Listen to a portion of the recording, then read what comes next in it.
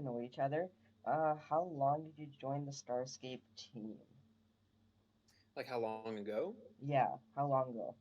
My bad. Uh, well, it's pre-pandemic.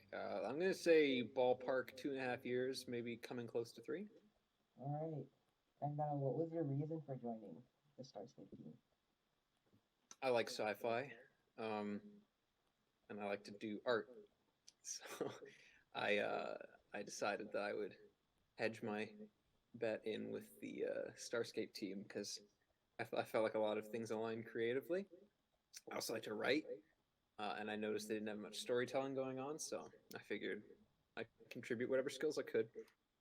All right. And thus far, how do you feel about your place within the team itself? Do you feel like you have a proper voice within the community and Mhm. they listen to you? Yeah, I think that my voice is what it needs to be. I advise on some very um, currently at least I advise on inconsequential things like some updates. I'm not the be all end all opinion because when it gets technical, I leave that to the experts. But when it's artistic direction and storytelling and stuff, I find that yeah, it's pretty cooperative. I don't get much pushback or anything like that, and I like the community too. So yeah. All right. And what's your main role within the team itself? I'm so sorry. That was a bit muffled. Can you repeat that? Sure. What's your main role within the team itself? Like, Oh, what, within the yeah. dev community. So my official role would be art director is the term we use right now. I also do lore stuff, but mainly I think art director is my most relevant title currently. All right. Yeah, I wear many that's, hats. yeah. Okay. And did you play any part in organizing the having of the testing team or like the people who got kicked out? Did you have any say in that? Yeah, I was the leading voice on that. All right. So I just want to know what was the checklist that you guys were going through to decide who stays and who went? Well, I wouldn't say it was much of a checklist. It was more or less based on, and if you're okay with me giving context, um, Sure. as you know, we had the public testing server. Yeah. Uh, that yielded really positive results, um, which prior to that, we were wondering how that would influence the decision to maybe move forward or not move forward with a formal testing team. So we decided to let that play out, and when the public testing server succeeded in what it was established for, we decided to have the conversation of what we would do with the testing team. Now, um, the decisions we made in terms of letting people go were based entirely off of productivity as well as activity of the like individual user. So we did end up making cuts, not just to the there was I think there was a cut to the asset team as well, and that was based on activity. But generally, we looked at the usefulness and the practicality of having a full privatized testing team, and we decided that um, it would be more important for us to focus our effort on the public testing and further incentivize a more direct involvement with the community. That was kind of our vision. So when we made those cuts, again, I will reiterate, it was based purely on productivity and activity. Nothing was personal. Even their individual skills or abilities weren't called into question.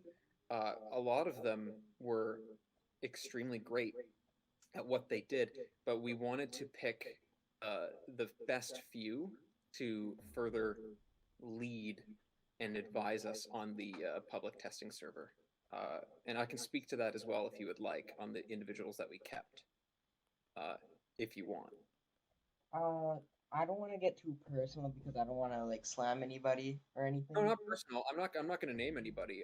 What I mean is just the individuals that we decided to retain. Their function now is not going to be just testing. We're going to give the testers internal tools so that they can direct like the community test servers. or the public test servers. So we shrunk the team, and then the few that stayed, we just empowered them with, or we're going to empower them, I should say, with more tools, so that way we can get the most out of testing. All right. And would you say before this rework of the testing team and the balance team combined, as well with the asset team, would you Mhm. say that there was a little bit of toxicity going around, or a little bit of some people starting arguments consistently with others? I I think in terms of the development process, I didn't personally think it was a case of toxicity. I think it was actually a case of productivity. You see, the dev server, we since the reforms have decided that we want to really focus all of our energy on making it about development.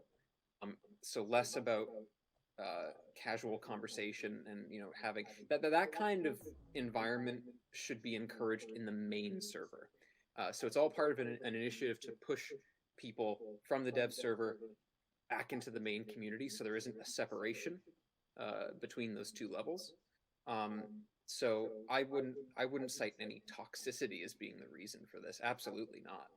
Um, and even so, like, if that were the case, the people that we cut as a result of that, um, it wouldn't add up. I would wager to say that everyone was pretty pleasant to work with, at least in my experience. And making the decision to do this was not an easy decision either. Like, it was taxing on everyone involved. So yeah, whether you were cut or making those decisions, but we knew ultimately that it was important that we establish a clear boundary between development and social, and this just happened to be the way to execute that. So we're hoping that it allows those individuals to remingle with the main community and start to get more involved again. And even for us, as like even the people who stayed in the development server, I hope they too are incentivized going forward to interact with the community more. Because I personally have never been a big fan of that separation, and I think ultimately this will have positive impacts on the game moving forward.